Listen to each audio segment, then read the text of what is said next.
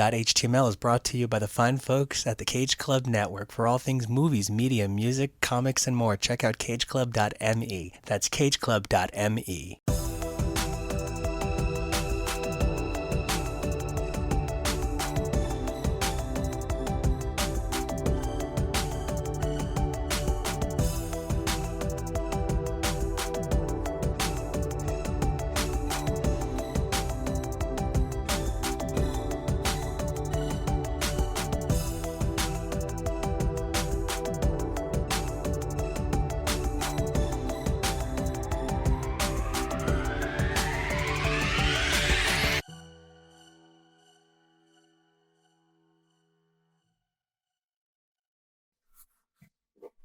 Hey everybody, I'm Nico. And I'm Kevo. And this here is MCU.html. You don't have like a long title for this one?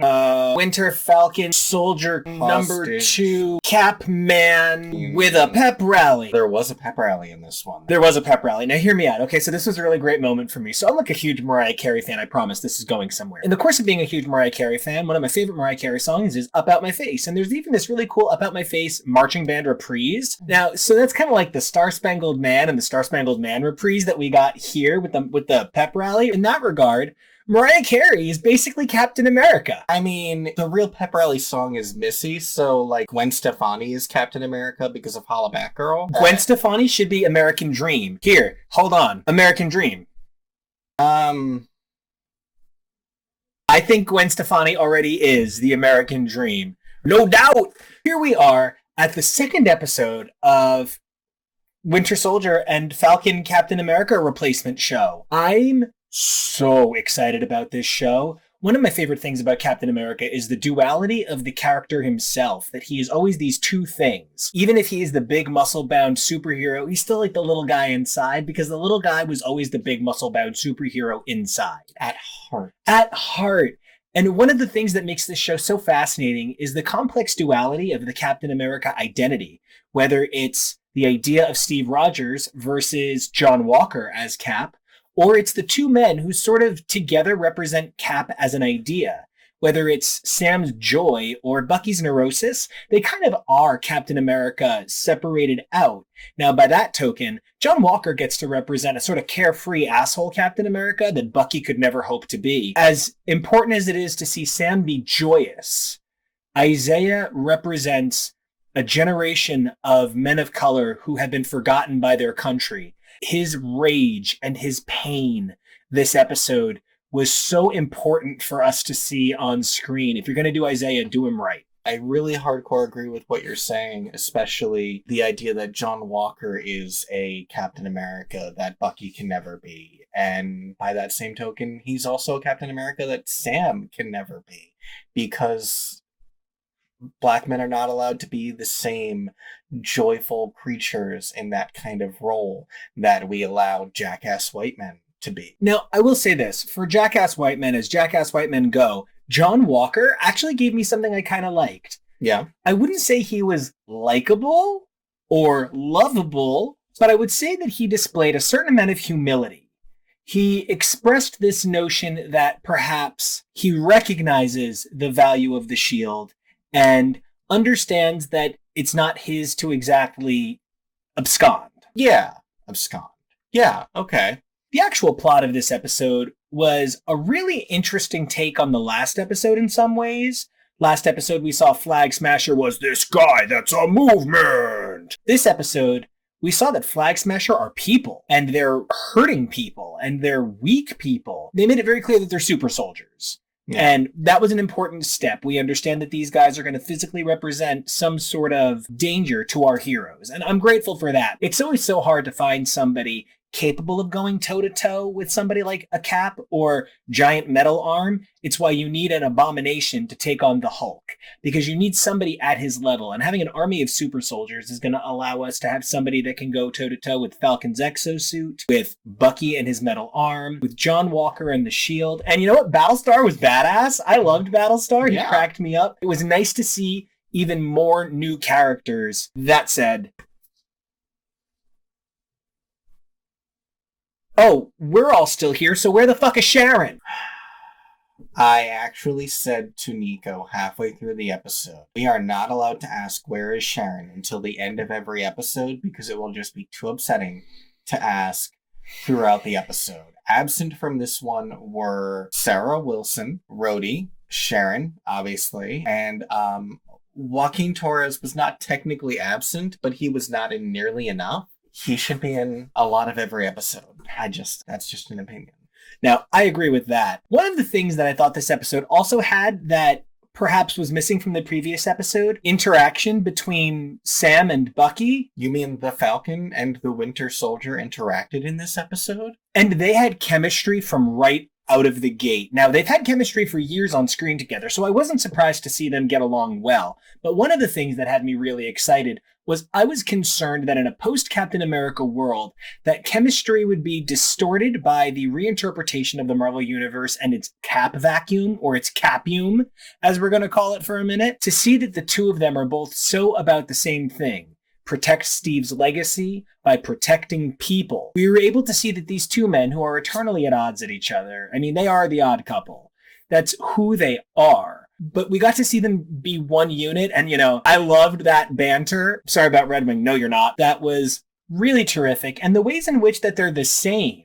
That they didn't even think that the government was tracking them through their expensive technology that was a gift from the government is so indicative of who the two of them are. They're not trusting, but they're so focused on the problem in front of them, they're not really thinking about the road to the problem. I really like that you referred to them as like the odd couple, because the thing about the odd couple is at the end of the day, Oscar and Felix, they are friends to at least some degree, even when they antagonize the crap out of each other. I turned to you during that scene where Bucky jumped out of a plane, which was awesome.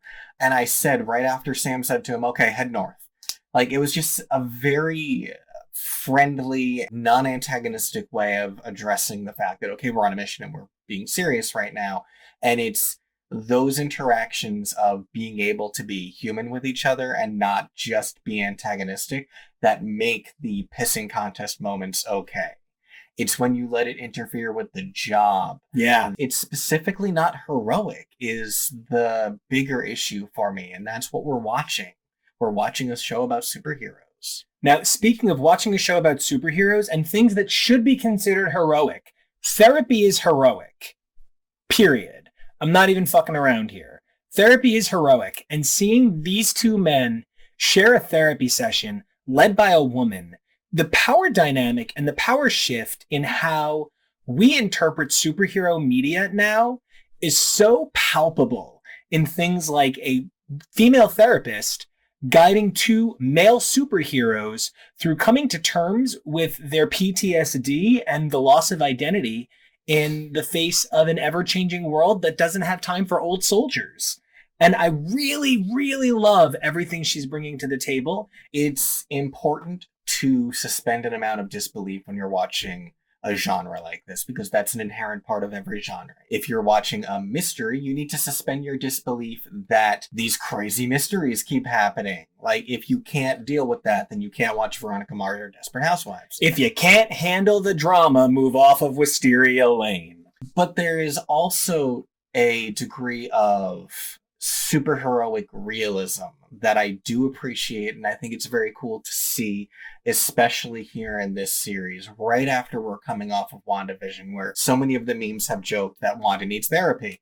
Now here we are, and we're seeing a real therapist deal with actual superheroes and not be put off or uncomfortable or awkward with them because of it. Also really appreciated how open I feel Bucky was in that moment to having that session.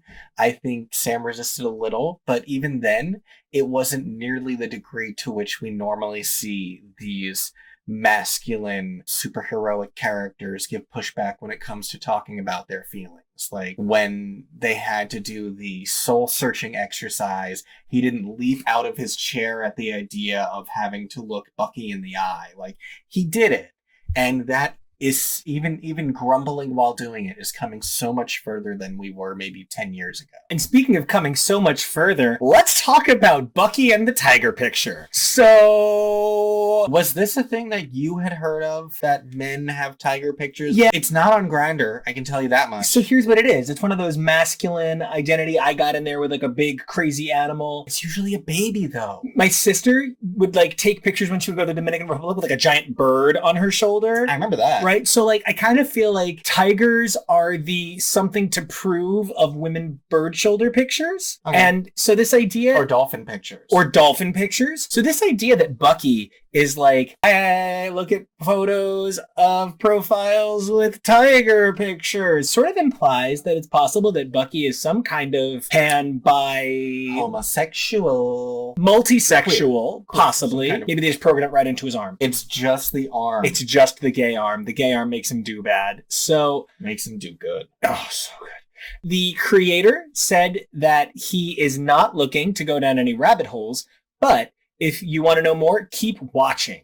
And that's a pretty... straight answer. It's a pretty straight answer, but it's also kind of a straight answer. He didn't say no. He didn't say, I think people are going to like it. No, he said, keep watching. And, you know, with a show like this, who's not going to keep watching anyway? Especially there's only 4 more weeks left. I just always find that to be a very bold statement from straight people, and I don't know why they don't learn if Bucky is not any kind of queer, or if he's saying keep watching because he's going to make out with a girl and that'll give you your answer. That's not an answer. Maybe she'll have a tiger. Maybe she'll have a tiger, and that's what this is all about. Maybe she'll have a tiger. Is that racist? Is it? It's not good. I don't think she should have a tiger. I don't think you're allowed to keep a tiger in Brooklyn. No, I don't think so either. Something I was definitely super excited about, something that I had speculated on when I saw the casting of Carl Lumbly as an anonymous character, was him playing the character of Isaiah Bradley, who is very important to Captain America mythos, as well as an appearance from his grandson Eli Bradley, who is a very important character in Young Avengers. I don't know that based on this appearance, he is necessarily going to be important to the Young Avengers that we keep being introduced to. Maybe we'll get more from him, but like I've been looking for an aside for who was going to play Eli, because I assumed that Carl Lumbly was Isaiah, and I assumed we would see Eli. I didn't think it would be this early. Well, but now I have to hope that that is Eli, and it's not that Eli is another grandson away at school or something, because they are so about their casting machine right now. I can't imagine they would let an opportunity to have a guy like Patriot have to be recast so quickly. That's true, especially after having to recast Cassie Lang for the 3rd time. Speaking of people who didn't get recast, Apparently. Zemo's back. Back again. Zemo's back. Tell a friend. Don't tell your friends. Don't tell your friends. He's a Nazi. He's Hydra. Same difference. Same difference. They're all the same horrible nightmare. Am I the only one that felt that ending was like super freaking dramatic? Like, all right, it's the guy that triggered Bucky, sure, and it's the guy that caused civil war. Look, okay. Unless he's in the Zemo suit, I don't give a fuck. And he's gonna get that purple hood. Oh! It's in the posters. But like, we're told that Bucky went through deprogramming in Wakanda, so I'm not worried that he's gonna like boxcar motherfucker your Winter Soldier now to him or anything. Because if there's something I'm sure of, it's that Shuri could rid the Winter Soldier of his programming. White Wolf. That ending and its dramaticness also is predicated on the idea that you took Civil War very seriously. I mean, they kind of did. They did, and that's something that I really need to take into account. It's them following their own level of intensity that they set, but like, I was like, okay, just fucking go talk to him. Just do it. If Sharon doesn't get the same level of dramatic build up to her reveal, then I don't care. Maybe she will, or maybe she'll get some awesome badass fighting scene that opens up the next episode. Maybe we'll get our share of Sharon in some significant way. Sharon, we love you. Sharon, come home. Please come home, Sharon. We love you. Wherever you are. So I guess that's really all we have to say about this week's episode. We're still liking it a lot. Love it. Absolutely. The next 2 episodes, so a full third of this season, are written by Derek Kolstad, who is the creator of the John Wick franchise. It's all about a dog. Maybe it will be. I don't know, but I guess we'll find out. But until next week, guys, I've been Nico, and you guys can find me on Twitter and Instagram at NicoAction. That's NicoAction. And yeah, I have to do the dance. And that makes me Kevo, which means that you can find me at Kevoreally, Kevoreally. And until next week, keep those falcons in the sky and those winter soldiers on Grindr. I thought you were going to say something about an arm, but no, I like that. Keep them on Grindr.